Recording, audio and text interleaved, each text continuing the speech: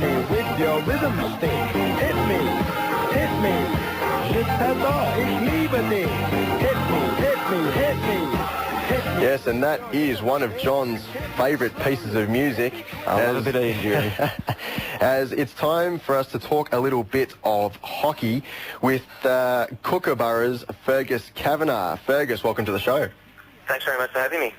Well, Fergus, it's been a fantastic last few years for the Kookaburras, and this time you've become the first side to have won the Champions Trophy 4 times in a row. It's a great record.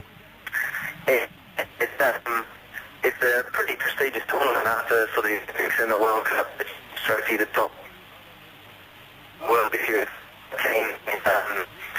We've 4, which is quite remarkable, but we played Spain in the final this year, and it was a pretty tough match, but to get undefeated in the last major tournament before the Olympics is, it was great.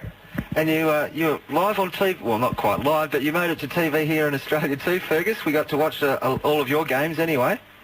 Yeah, it was great hockey. We don't always get that sort of exposure, so any kind of time that we're on TV, free to air as well, is great for not just the Kookaburras, but for hockey as a sport. Now, Fergus, you got the tournament started with a win, but it wasn't a win you were necessarily happy with?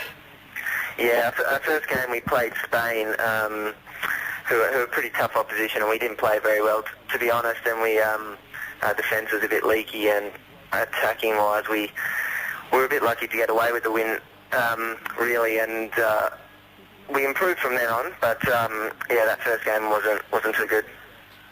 What were the major concerns after that first game against Spain?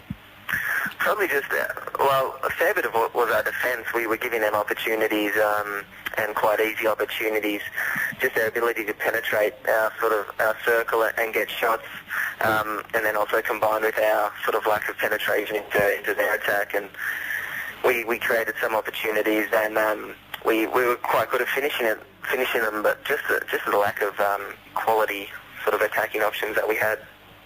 I guess after that first game and even going into the tournament, did you think Spain was actually the team that you were probably was going to make the final?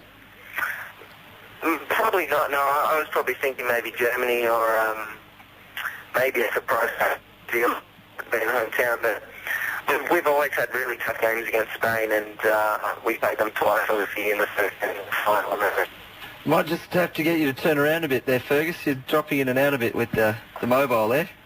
Yeah. Nearly, the wonders of modern technology. Keep turning. That's it. That's good, mate. Okay. Yeah, sorry, I was just saying that Spain were easily the best opposition that we faced, and funnily enough, they haven't qualified for the Olympics yet, so bizarre circumstances, but yeah, they were the best team that we played. Now, I guess looking at in the lead up to the final, you happen to have the game that qualified you for the final was the 4-2 win over the Netherlands. Now, the Netherlands, I mean, for years they've been a real powerhouse in international hockey, but they seem not to be able to quite, I guess, win some of these major tournaments over the last few years. Can you put your finger on anything as to why the Netherlands have maybe slipped a bit? Yeah, is this any better? Yeah, that's better. Yeah. Even when I was growing up, were always a powerhouse in international hockey, and I think they still are, and they've got the strongest domestic competition in the world. But I'm not sure. I don't want to eat my words a few months out from the Olympics, but they just lack a bit of polish at the moment with against some of the good teams, and. Look, I think they will be better, and they will be. I think they'll probably be a top 4 team at the Olympics. You can never count them out. As someone did make the comment to me the other day, they seem to get a bit lost once they're out of a tournament. I mean, you guys touched them up in Beijing. I think it was 8-2 or something. They got touched up again in this tournament too, didn't they? 8 goals in one game. Yeah, and they play a bit of a different style as well. We play a very aggressive pressing style where we put them under a lot of pressure, like we put their defence under pressure when they've got the ball, and they kind of don't like that. That's not their natural style that they play, and Also in 2009 we beat them quite badly at the Champions Trophy, and they sort of dropped out of there. So I'm not sure if it's a pride thing, but yeah, they don't handle big losses well. Your final game was against New Zealand, and I guess you weren't really playing for too much, considering you just signed up your spot for the final. What was the focus going into that game against New Zealand? Were you trying to work on a few last-minute things for the final, or again just really focusing to go out there just to get a win? Well, it was a mixed thing. We obviously had some little tactical things that we wanted to improve, but our coach Rick always says that in major tournaments, the game before the final is, not in this case, but is obviously a semi-final in most cases, and you always want to go into a grand final with good form. So for us, it was to play really well and to treat it like a semi-final. It was good practice for major tournaments, to get the win, but to deal with that pressure and having to perform. Unfortunately, we didn't play that well in that game, and it was a little bit of a weird feeling. We went into the grand final maybe not playing one of our better games, but really the focus for us was to play well and to treat it like a semi-final. Having said that, though, do you think some credit also has to go to New Zealand, because they have certainly improved in both the men's and women's? They have, yeah, and definitely. No, they played really well throughout the whole tournament. Probably a combination of their individual players improving and the home crowd. They had great support there, and they really sort of punched above their weight. But no, I think both their men's and women's program are doing really well at the moment, and will cause some upsets sort of in the lead up and in London as well. Fergus, you did mention this is the last major tournament before London next year.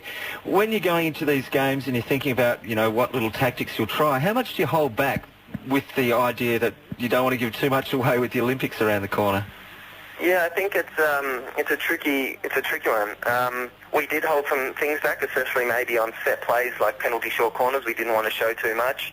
But it's also quite important that everyone plays very well in terms of selection for the Olympics as well. It's the last major tournament, so it's the last time guys are going to play under that pressure and be able to perform for the coaches to be picked in the Olympics. But no, it is a balancing act of not showing too much. But I'm also sure other teams do that as well. And I know Germany, who won the Olympics in Beijing, they are quite well known for in the lead up the year before, they sort of don't show anything, and you're not sure what to expect. Fergus, on to the final now. It was great. Sunday afternoon, got in the beanbag and had me stubby holder and sat down, watched a whole game of hockey on free-to-air television. I was stoked, but it was a tough game. I mean, it was a very physical game, and the umpires really let it go, didn't they? Yeah, it was. It was very physical and very sort of aggressive. We have got a bit of a fierce rivalry with Spain. We beat them in the semi-final in the 2004 Olympics, and in Beijing we were 2-0 up and in the semi-final, and they came back to win 3-2. So there's a bit of feeling there between the teams, and they're a very physical, passionate team. I mean, people out there might know a bit about Spanish soccer, but that's very much the way they play. They've got that flair and that passion behind it, and they don't kind of take a backward step.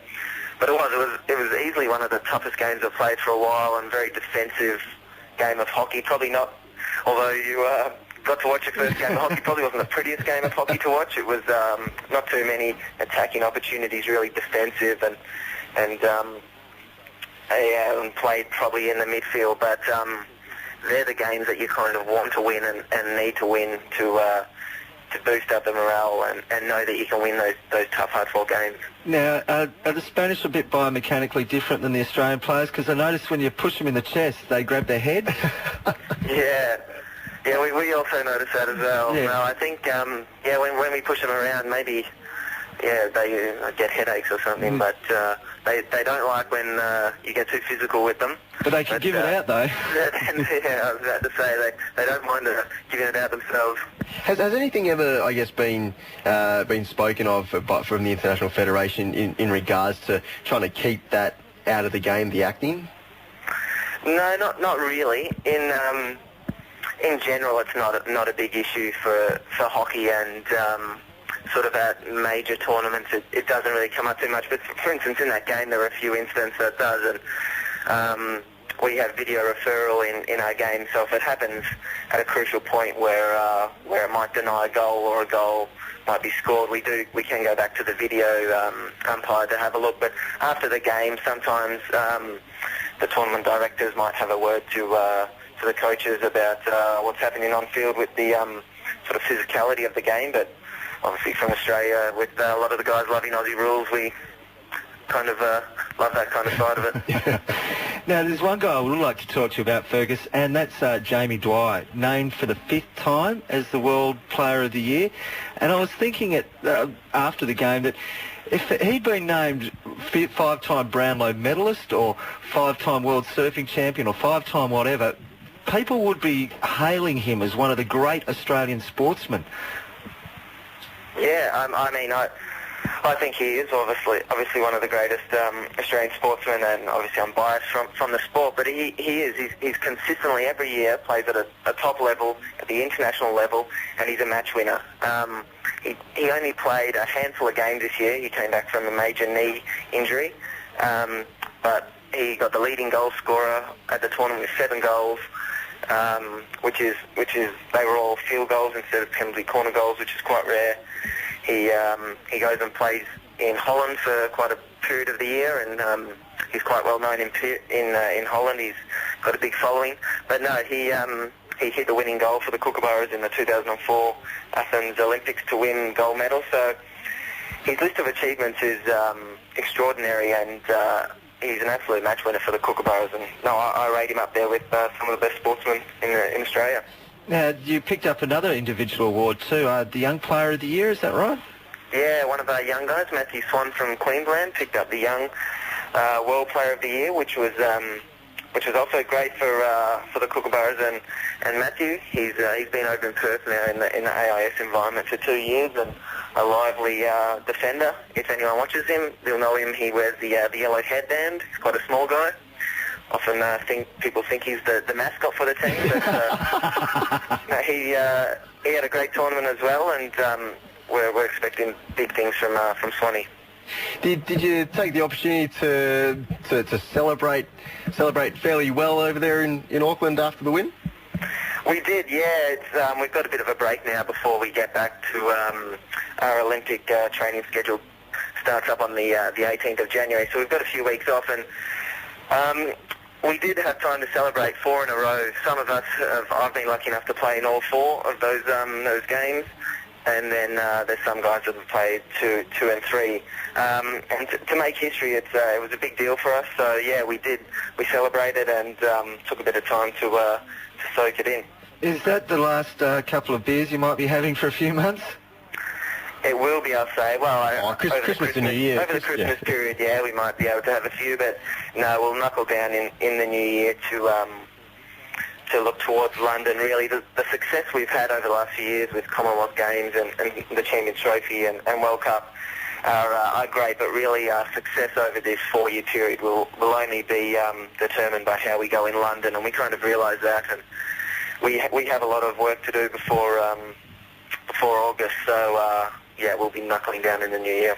Hey Fergus, how much of a weight is that to carry, that sort of expectation amongst the group and as an individual? I don't think it's too bad. It's as the Kookaburras, we've been ranked number 1 for a few years, so every tournament we go into, we are our favourites, and I don't think it does play too heavily on the guys. Obviously, we don't get huge media exposure, so we don't have that kind of intense expectations that they get in the AFL and in other sports. So in some ways it's not as much, but it's something that kind of sometimes pushes you on to drive for that kind of success. You get to taste it, and it's something I know individually that drives me to try and perform it, obviously in London. Now, speaking of London, as you mentioned, I guess the training all starts up again on the 18th of January. What is the program there in the lead up? And because I see you've been nominated or named in the training squad already. Yeah, the Olympic squad came out. A 27-man squad came out this morning, and yeah, I was lucky enough to get picked, and we all come back start training on the 18th of January. we're going to full-time training. Everyone will be based in Perth. There'll be a couple of trips and a couple of small tournaments or friendly games that we'll be involved in. We'll be heading over to England in March for a test event at the Olympic venue, which will be exciting. But obviously the training is very important next year, as there'll be a 27-man squad, but only 16 go to the Olympics. So the competition amongst the squad will be quite fierce next year. Fergus, it's obviously quite time-consuming, the training, the tournaments, the travelling, etc. Are you a full-time hockey professional, or do you have to work to support yourself through the sport? Yeah, I'm not. No, I study, and this year I've just completed my engineering commerce degree at UWA. But there's probably only a few of the guys in the Australian team that are full-time hockey players, the likes of Jamie Dwyer and Eddie Oppinen, who can go overseas over the summer months and play in Holland and in Germany and Spain and get paid. But for the rest of us, no, it's either study commitments or work commitments to get us through. It's semi-amateur. Do you have a sponsor or someone that helps you out? Yeah, we do. We get individual sponsors and obviously our equipment sponsors, and we get a bit of funding from the AIS to help us through. But no, we don't get any major money, and you can't make a lot of money off hockey. But that's the nature of the sport that we've chosen to sort of to play. I was just wondering if there's anybody you might want to take the opportunity to take.